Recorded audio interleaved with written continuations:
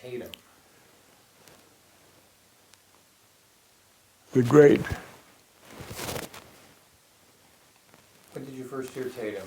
Did you get a chance to hear him live, or was it on recording?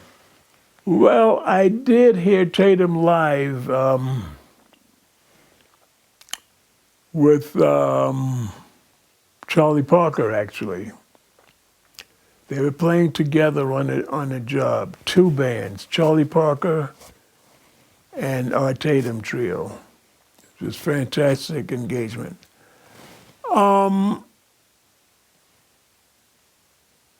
Tatum was somebody that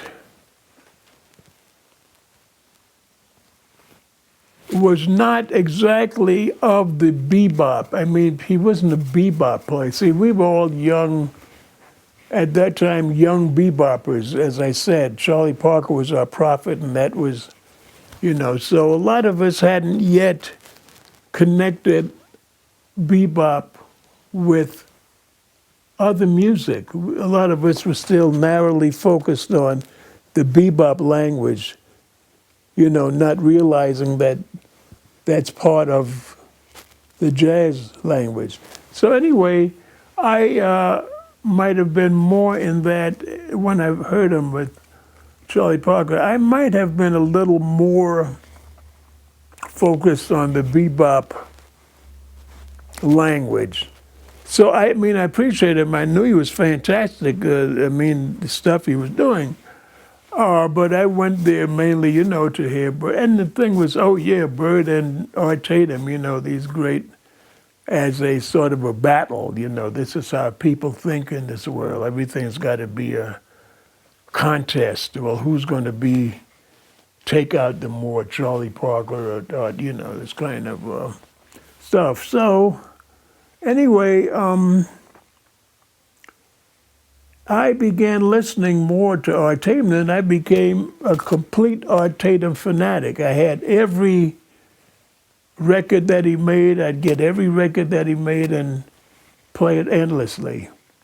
I was a Fats Waller man from in the crib, almost. And so a lot of that playing is in that genre. Art Tatum was much more technical in some ways and so on, and faster. But in fact, I still like Fats Waller. I think Fats Waller has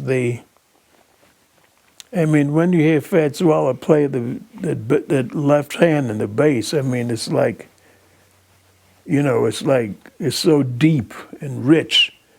But Tatum was I think Tatum is probably a little younger than Fats Waller, maybe. But Art Tatum's harmonic progressions were so revolutionary that I became a big, big fan of Art Tatum because I was trying to incorporate, what Art Tatum was doing. But I love stride piano and the whole thing, so it was very natural. Tatum really wasn't a composer, though. He played some classical music, but he played from what was called the Great American Songbook. Mm-hmm. Music that you still play to this day. Question is, why has this music endured for so long?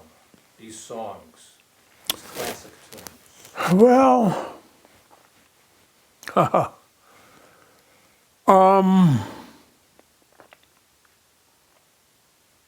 like melody, and people, I think, have an affinity for melody. It strikes someplace in the brain, in the cortex, and it stays there, and people can remember it, and it's a way of remembering, it's a way of associating memories of life's events and so on. So melodies, I think, are sort of in our DNA as human beings. And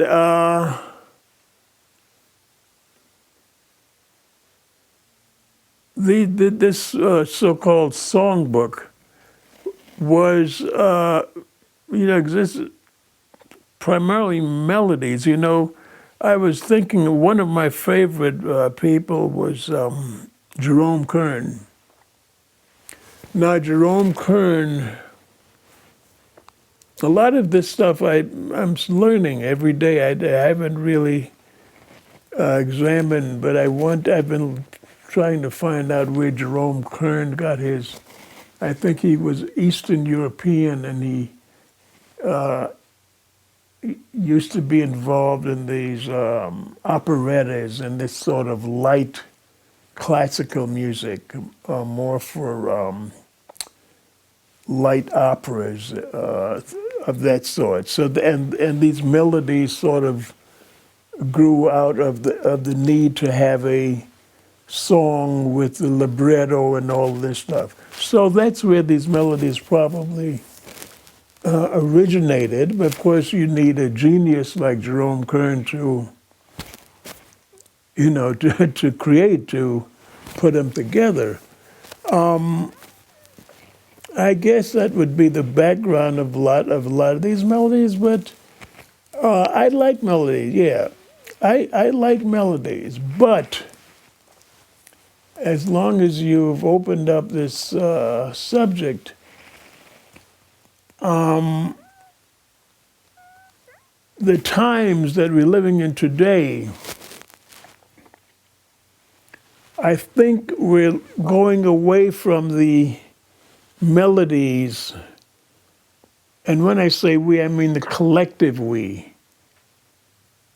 I think people are maybe getting something else in the DNA that are moving away from the melodies, at least that we know of and were so prevalent in part of our existence, into a music which, at least I'm trying to do that. So I'm just talking about my vision now and what I'm observing. Melodies are fine, but there's something going that might be making some kind of paradigm shift towards something else. And I can't say much more about it now because it's not all completely clear to me. But I feel that the reason why I'm close to this is because, as you observed, a person like me, I've played a lot of melodies. So people look to me as being, oh yeah, well, I have played a lot of melodies, and I do love melodies.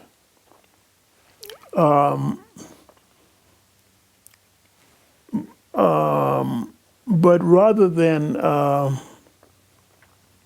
melodies and nothing else, or only melodies and nothing else, I see it both, instead of either or, it's both and is what I'm talking about. There's some other kind of collective musical sensitivity that's beginning to, I think, overtake our mental sensibilities. We'll have to see. Okay. There's another element to it, though, I'd like to get your thoughts on. And that's the lyrics. Those songs were incredible melodies, but there was something profound about the lyric writers. I've been focusing on Johnny Mercer. Does that name ring a bell? Mm-hmm. What role do you think the lyricists had in those great American songs? And do you ever, in your creative endeavors, maybe even subconsciously, call upon those lyrics in any way? Oh, well, those lyrics are part of my growing up, sure. Sure, I know all of those. I mean, I don't know them all. In fact, Lester Young used to say it's important to know the lyrics when you're playing a song on your instrument. You know, it's important to know the lyrics to be able to to really be able to get into the song. You know. But yeah, of course, those lyrics. I grew up listening to all those lyrics. Because Remember, I was born in 1930, so that's the heyday of, you know, I mean, there was stuff before in the 20s too, of course, but all up through the 30s, that's what we were having.